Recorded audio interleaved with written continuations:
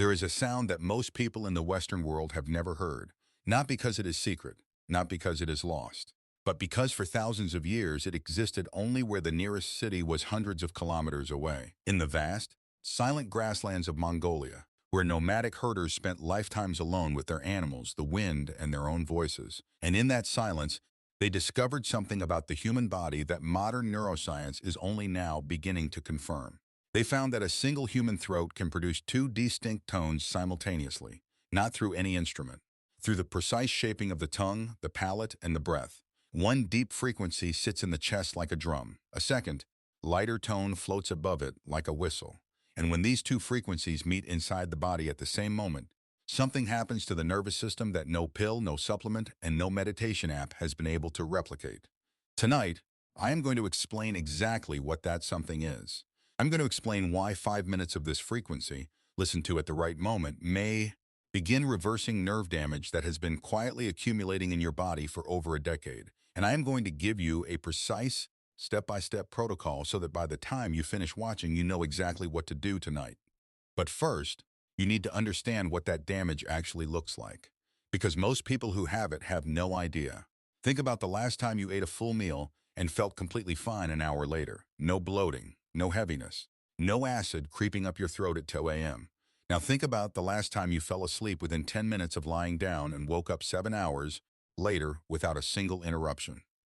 Now think about the last time something stressful happened and your body returned to calm within 5 minutes. Not 5 hours, 5 minutes. If you cannot remember when all three of those things were true at the same time, what you are experiencing is not aging. It is vagal nerve dysfunction. It has a cause, it has a mechanism, and it has a solution.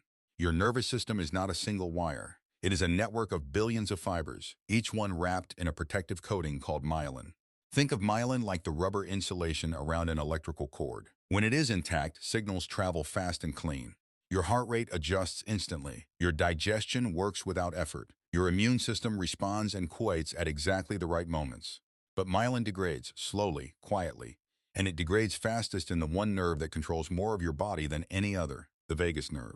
This single nerve runs from your brainstem all the way to your intestines, branching into your heart, your lungs, your stomach, your liver. It is the longest cranial nerve in the human body, and when its myelin begins to thin, you do not feel a sharp pain. You feel something far more insidious. You feel your life getting slightly worse in every direction at once. Stephen Porges, the neuroscientist who developed polyvagal theory at the University of Illinois, spent decades mapping what happens when vagal tone declines. Digestion slows. Heart rate variability drops. The body loses its ability to shift smoothly between alertness and rest. Inflammation increases because the vagus nerve is supposed to send anti-inflammatory signals through what researchers call the cholinergic anti-inflammatory pathway. When that pathway weakens, your immune system begins overreacting to things it should simply ignore. Every year of chronic stress, every year of shallow breathing, every year of poor sleep adds another layer of degradation. By the time you are 40, 50, 60, the damage is not theoretical, it is structural. The nerve is still there, still working, but working at a fraction of its capacity, like a highway where 3 or 4 lanes have been closed. So when I tell you that a specific frequency can begin to reverse this, I am not talking about relaxation. I am talking about a measurable, physical process called remelanation, where the body actually begins to rebuild the protective coating around damaged nerve fibers. The Karolinska Institute in Sweden confirmed in 2005 that the adult human brain produces new oligodendrocyte precursor cells throughout life, not just in childhood, throughout life. These cells have the ability to mature into full oligodendrocytes, the myelin-producing cells that repair damaged nerve fibers. The raw material for nerve repair is being manufactured in your body right now today. The question has never been whether your body can rebuild myelin. It can. The question has always been what signal tells it to start. The answer is vagal stimulation. And the most efficient way to deliver that stimulation is a frequency that human beings have been producing with their own voices for thousands of years. When a kume singer performs, 2 things happen simultaneously. The fundamental frequency, the deep bass note, typically vibrates between 65 and 130 hertz. This sits directly in what neuroscientists call the vagal resonance band, the frequency window where vibration most efficiently stimulates the vagus nerve through mechanical pressure on the tissues of the throat and chest. The overtone, that second floating frequency, vibrates between 200 and 400 hertz. Research from the Max Planck Institute has shown that when a low frequency and a high frequency are perceived simultaneously, the brain enters a state called neuroentrainment. Its electrical patterns shift to match the external rhythm within 90 seconds of exposure. This dual-frequency stimulation does something a single tone cannot. It activates both branches of the vagus nerve at the same time. The dorsal vagal complex, which governs your gut and organs below the diaphragm, responds to low frequency. The ventral vagal complex, which governs your heart and vocal cords, responds to the higher overtone. When both branches activate together, the nervous system enters what Porges calls the social engagement state. Not fight, not flight, not freeze. Deep physiological safety. The body redirects energy from defense to repair, and repair, remyelination, does not happen under stress. It happens when the nervous system receives a signal that says the environment is safe enough to invest in long-term maintenance. Kume is one of the most efficient ways to generate that signal. Now the timing. This is where most people get it wrong.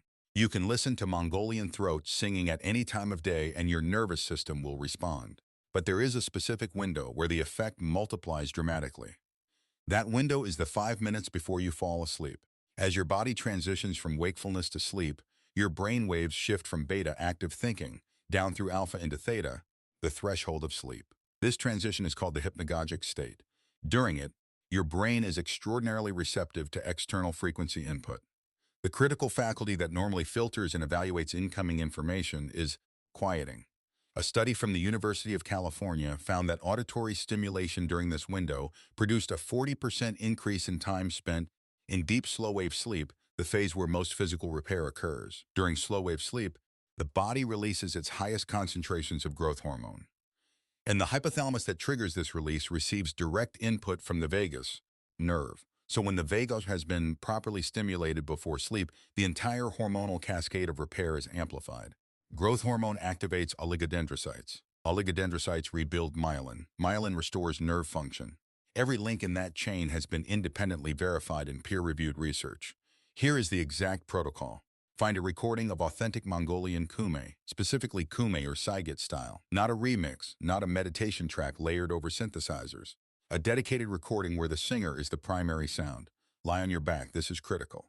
In the supine position, the vagus nerve is under the least mechanical tension and can respond to vibrational input without competing against postural strain. Place your sound source at sternum level, not next to your ear. The chest cavity acts as a secondary resonance chamber. When low-frequency sound waves reach your sternum, they vibrate the thoracic cavity and physically stimulate the vagus nerve where it passes alongside the esophagus. Set the volume to approximately conversational level, around 60 to 65 decibels. You should be able to feel a faint vibration in your sternum. If the sound feels intrusive, lower it. If it feels distant, raise it. Listen for exactly 5 minutes. Research consistently shows that vagal stimulation follows a dose-response curve with diminishing returns. The first 5 minutes produce approximately 70% of the total measurable effect. Beyond 10 minutes, the additional benefit is minimal, and you do not want to delay your entry into the hypnagogic state.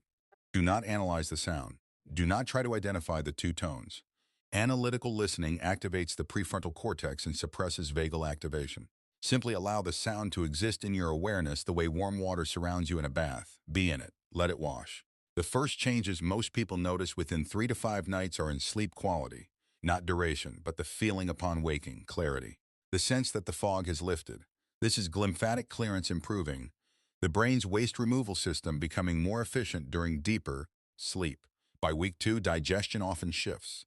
The vagus nerve controls the entire migrating motor complex that moves food through your digestive tract. As vagal tone improves, bloating decreases, acid reflux often diminishes. Between weeks 3 and 6, heart rate variability begins to climb, measurable evidence of autonomic nervous system repair. By months 2 and 3, emotional regulation changes. Things that used to spiral into hours of fight or flight simply no longer reach that threshold.